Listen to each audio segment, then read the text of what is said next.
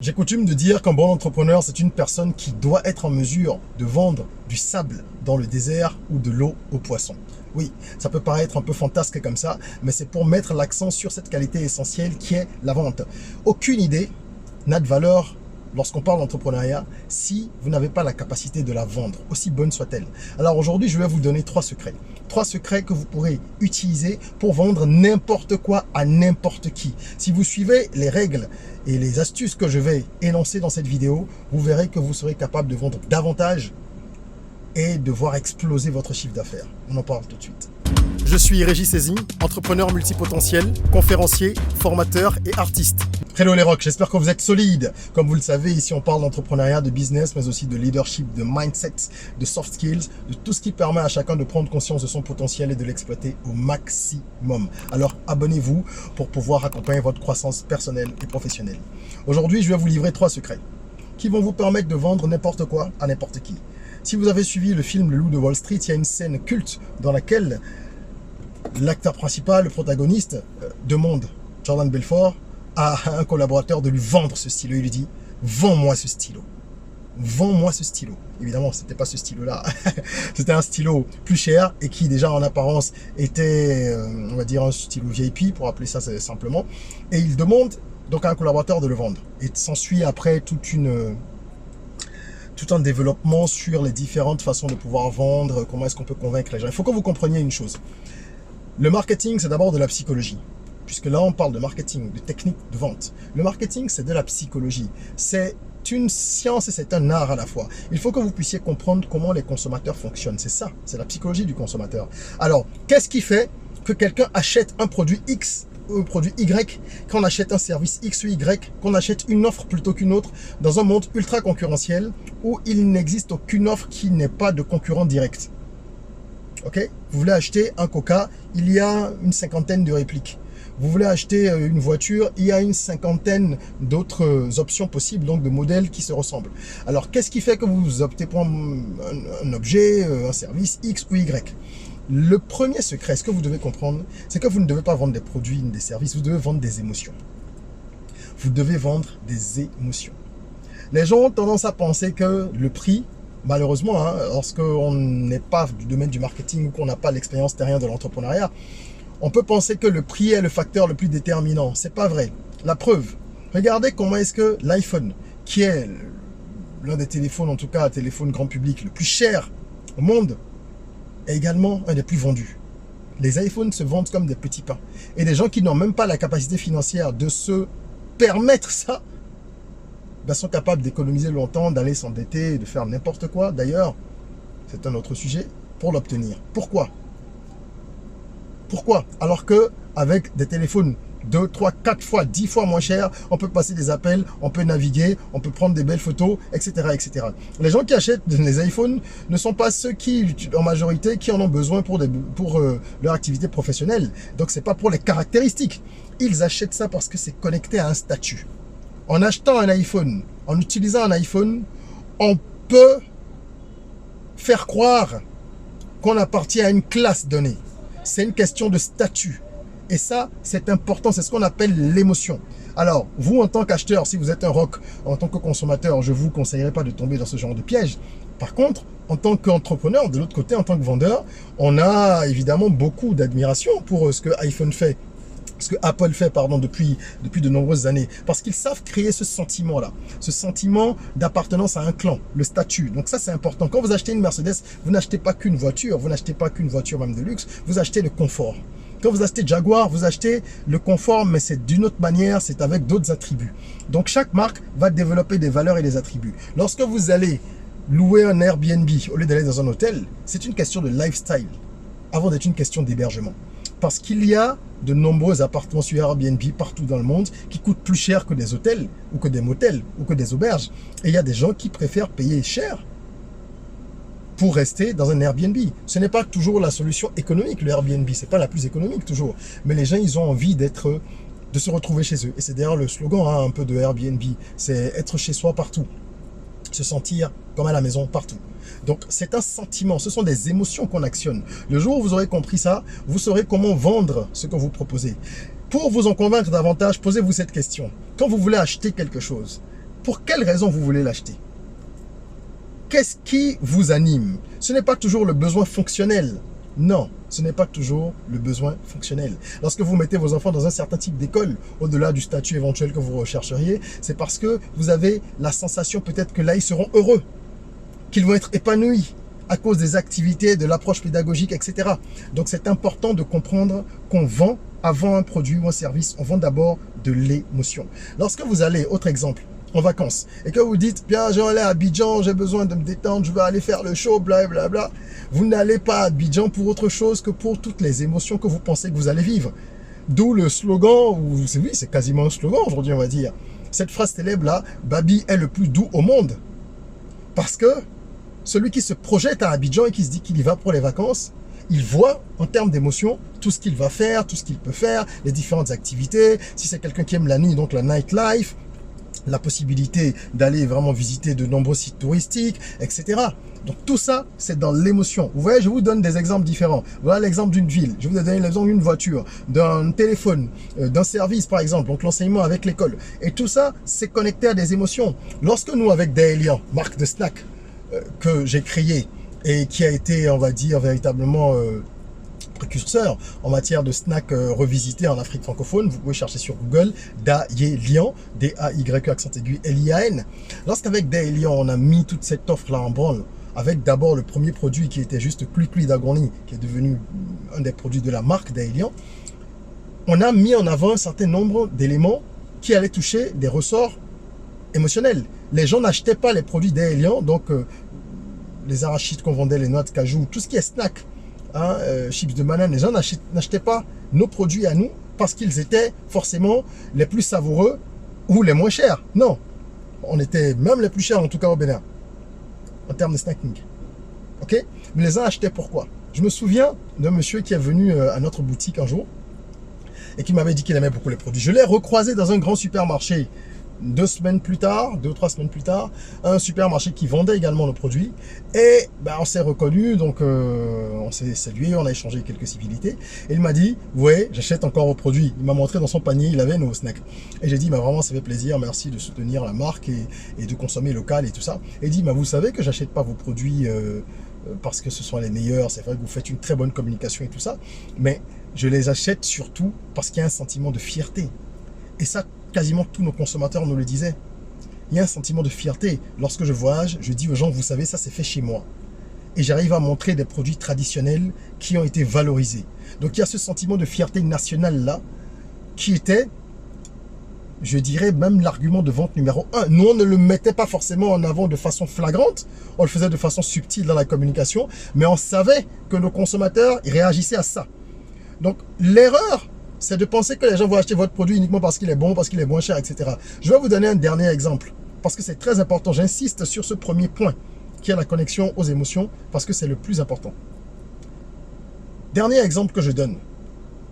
Dans le tourisme, regardez comment le Ghana, depuis quelques années, avec The Year of Return qu'ils ont initié pour faire revenir la diaspora, regardez comment est-ce qu'ils engrangent des capitaux. Il y a de nombreuses personnalités américaines et internationales qui se rendent au Ghana, qui y retournent, qui vont déjà découvrir un petit peu l'Afrique à travers ce pays-là, et qui s'y installent, qui font des investissements. Meek Mill, il n'y a pas longtemps, il a été reçu par Meek Mill, qui est un rappeur connu aux États-Unis. Il a été reçu par le président. Je pense qu'il y a Idriss Elba également qui est en train d'ouvrir, je crois, des studios, ou en tout cas, oui, des studios ou une école dans le cinéma. Donc, ils engrangent de l'investissement. C'est beaucoup d'argent pour l'économie et ça fait venir de nombreuses personnes qui ne sont pas des célébrités, mais qui vont dépenser beaucoup d'argent aussi au Ghana. Et ça, c'est parce qu'ils ont connecté les gens à quoi? À leurs racines. C'était ça, le thème principal de Year of Return et tout ce qui a entouré cette opération. C'était en fait de dire aux gens, revenez, c'est du tourisme mémoriel. Revenez découvrir chez vous, revenez voir en fait vos racines, venez voir la terre de vos ancêtres. Donc, on ne leur a pas vendu juste un voyage touristique, allez voir la tête négrière. Non, c'est reconnectez-vous. Et le nom même est très fort. Year of Return. L'année du retour. On est d'accord. Donc, c'est très, très, très, très important de comprendre ça. Ne vendez pas que les fonctionnalités ou les qualités de votre produit. Vendez surtout des émotions. Deuxième secret, comprendre le besoin. Si vous voulez bien vendre un produit, vous devez comprendre le problème qu'il résout. quel est le véritable problème que vous allez résoudre? Quelqu'un qui habite dans une banlieue, éloignée du centre-ville, d'accord, et qui doit marcher parce qu'il est peut-être dans une zone qui est en train d'être viabilisée, il est allé s'y installer parce que les terrains coûtaient peut-être moins cher, il a commencé à construire sa maison, donc il est dedans avec sa famille, il a fait ce choix-là. Il doit peut-être tous les matins marcher 5 à 10 minutes parce que la zone n'est pas encore très habitée pour trouver un moyen de transport qui lui permette de rallier la ville. Et peut-être parfois il doit changer de moyen de transport plusieurs fois. Donc prendre un Zemidjan s'il est au Bénin, donc un taxi-moto, ou alors un bus avant d'en changer s'il est ailleurs, etc. Il arrive au travail, évidemment fatigué, mentalement déjà, parce qu'il faut changer plusieurs fois, attendre que le bus se remplisse ou bien négocier avec le taxi-moto. Il est peut-être un peu irrité déjà, parce que c'est assez fatigant à faire. Et il arrive parfois en sueur parce qu'il a marché sous le soleil longtemps. Il est peut-être dans une profession, il est obligé d'être en costume. Donc s'en suivent les odeurs, le mal-être et tout ce que vous pouvez imaginer. Il a besoin d'une voiture. C'est un de ses achats prioritaires sur sa liste.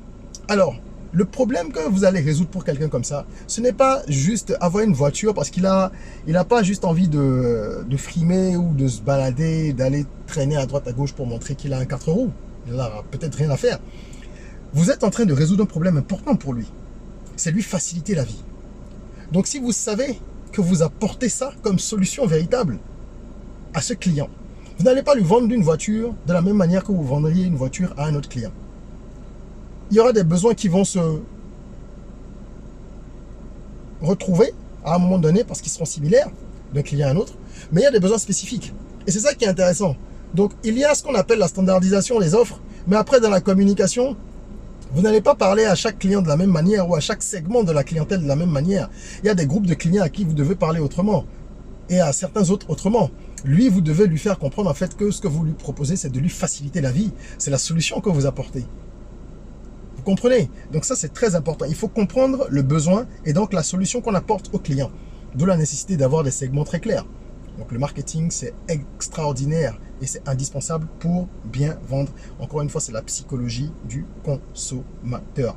Et n'oubliez pas ceci, avec très important, plus le besoin que vous allez satisfaire, le problème que vous allez résoudre sera important, plus vous allez gagner d'argent.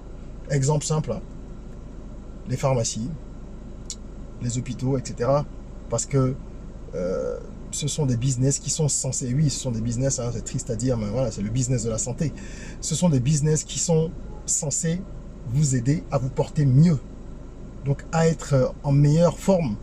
Et sans ça, vous ne pouvez rien faire. Du coup, évidemment, les médicaments, ça coûte cher, les systèmes de santé sont onéreux, etc., etc.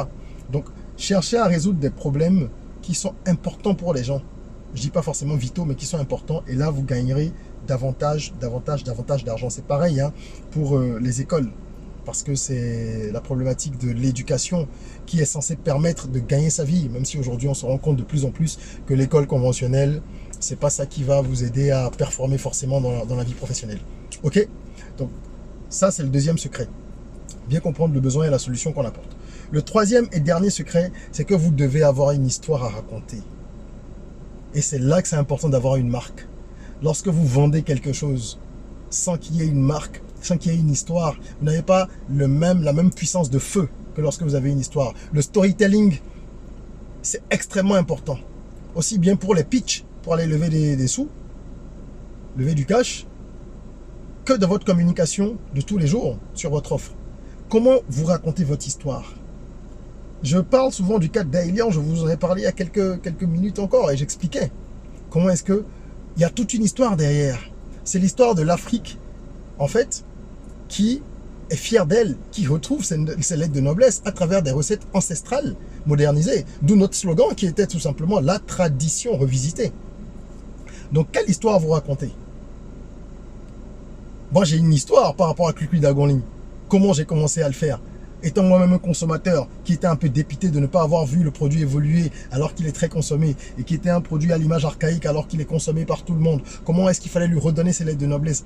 Ça part toujours d'une histoire un peu personnelle ou qu'on a vu autour de nous et qui va créer un déclic. Alors si ce n'est pas le cas, je vais vous dire, trouvez le moyen, si vous n'avez pas une histoire pareille, trouvez le moyen d'en inventer une qui tienne la route.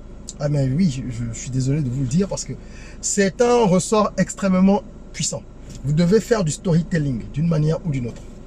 D'accord? Donc ça, c'est le troisième secret.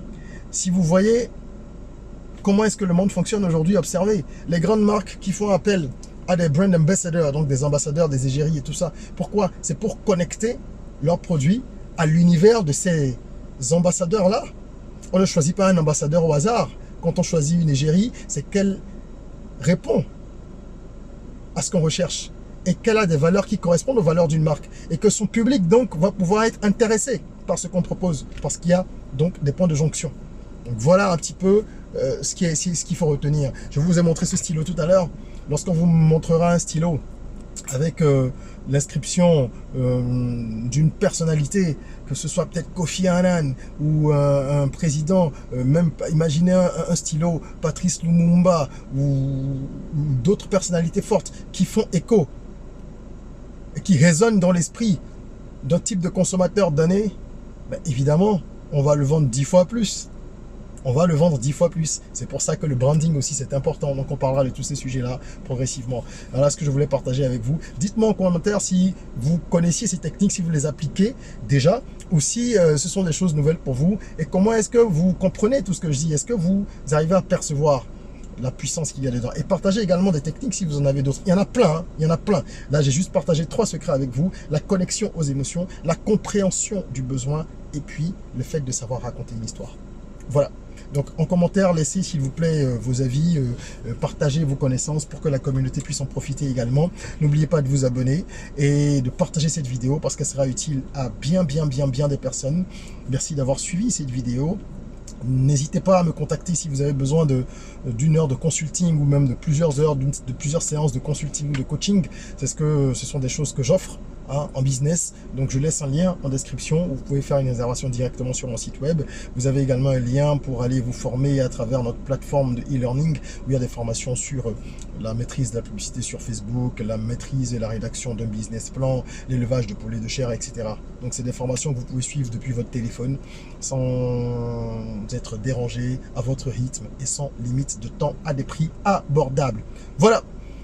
Merci encore une fois et en attendant qu'on se retrouve pour une nouvelle vidéo, n'oubliez pas, prenez soin de vous, de votre corps, mais aussi surtout de votre mental, de votre esprit. Rêvons, osons, créons, soyons rock.